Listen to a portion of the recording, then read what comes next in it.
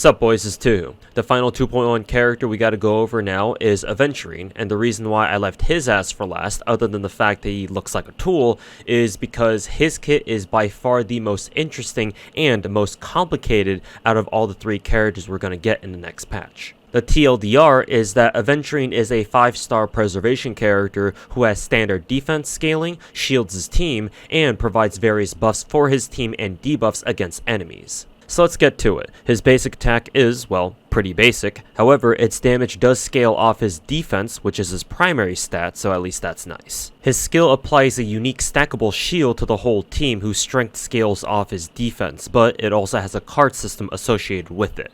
When Aventurine first puts a shield on them, his allies, including himself, all get a random card from a pool of 4. A, B, C, and D. If he uses this skill again, if an ally doesn't have an A card yet, they'll pull another random card, but these cards expire with his shields. His ult deals, I believe, single target damage that again scales off defense and has a chance to increase his target's crit damage received for a few turns. I assume this is a debuff that it puts on him, but it could also be a weird team buff that increases the team's crit damage against that one enemy in particular.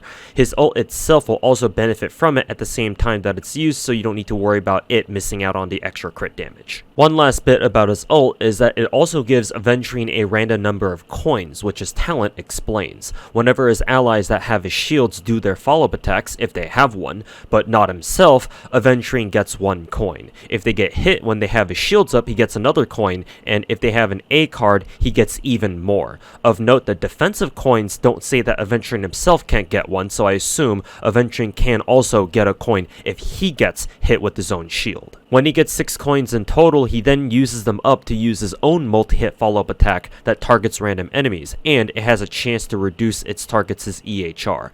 After this follow-up, everyone discards their old cards and gets a new one. Lastly, his technique has him roll a 3-sided dice that has the numbers 1, 2, and 3 on it. He can spam his technique in order to get a 3, and just like Star Rail's gacha, it also has a pity, funnily enough, that if he uses it enough times without getting a 3, it eventually just gives him a guaranteed 3.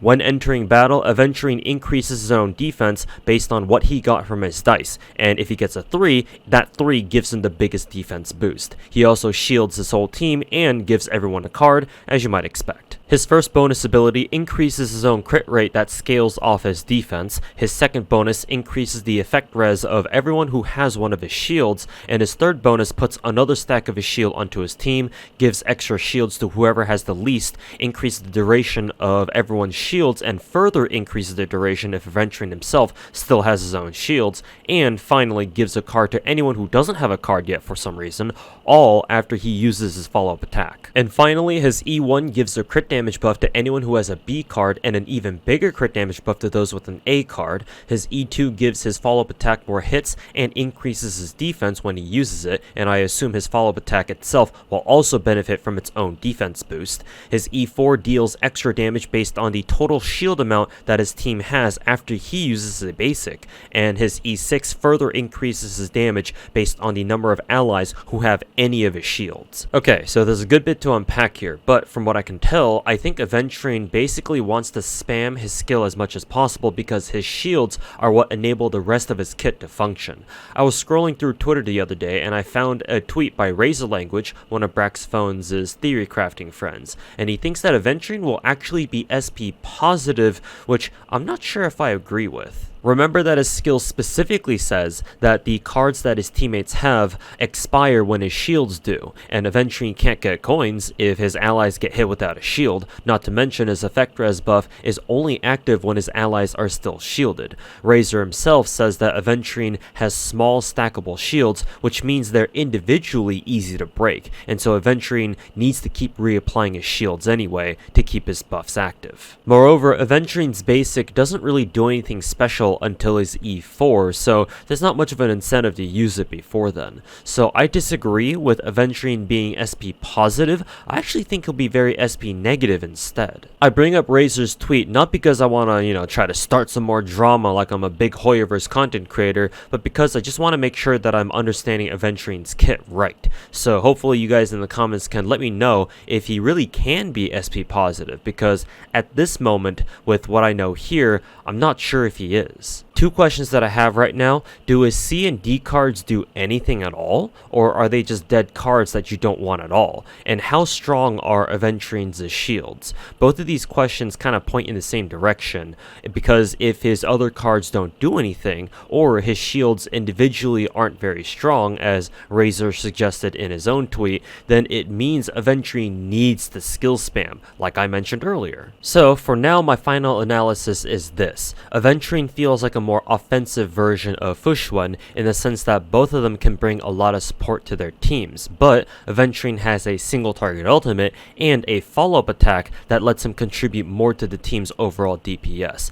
That being said, I think that Fushwan and Aventurine have very different roles still that mostly don't overlap, so you can still roll for one even if you already have the other. I also think that the best perk of Aventurine's support isn't his shielding, but instead his effect res buff and EHR debuff, because before Aventurine, we don't have a character who has this much potential for team debuff protection. Sure, we have debuff cleanses, but your characters still need to deal with them until they get removed. We have abilities that give debuff immunity, but unless your name is Fushwan, they're usually reserved for the characters themselves who have them. And of course we have the Broken Keel ornament set, but usually you give those to your support characters. So Aventurine's debuff protection effects, combined with whatever effect res his teammates already have, should make his teams a lot more resistant to enemy debuffs overall. Aventurine should also be a very free-to-play friendly 5-star, even more so than Fushwan since most Preservation Light Cones scale off defense and not HP, and the new Preservation Light Cone in MOC shop is perfect for him if you want to build a free-to-play DPS Aventurine. If you don't want to deal with crit stats at all though, that should be fine too, since you can just stack defense and maybe EHR body on him to make his shields as beefy as possible and give him the best chance to land his own debuffs. So despite me calling him a tool and him dressing like one, ironically, in-game, he might actually be a homie. I mean, we do dance with him in the Panakini trailer after all, don't we? And finally, Topaz should be one of Aventurine's best teammates because he gets a coin off of almost anything Topaz does, since their basic, skill, and Numbi are all considered follow-up attacks, and Topaz is single target and can benefit a whole lot from Aventurine's single target crit damage taken debuff.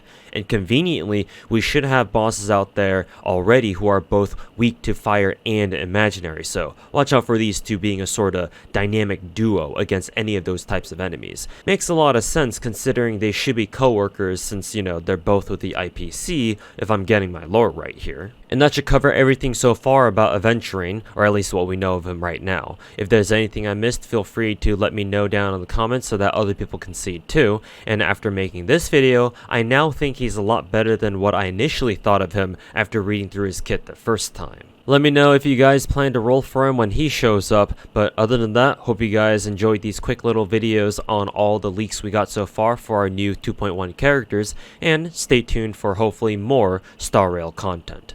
Peace.